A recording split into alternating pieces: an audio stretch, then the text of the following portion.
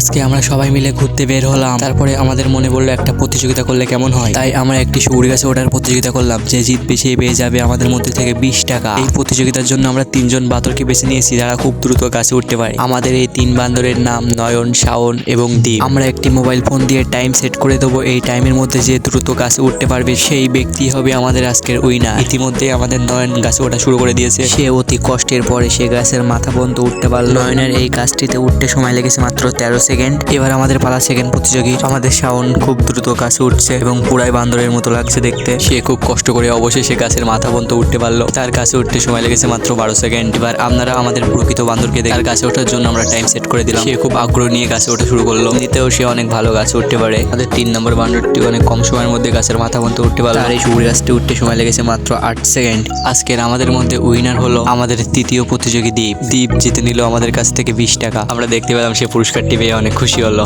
আমরা এরকম ছোটখাটো মজা করে রওনা দিলাম বাড়ির দিকে। আর ভিডিওটা ভালো লাগলে একটি লাইক। দেখা হবে অন্য একটি ভিডিওতে।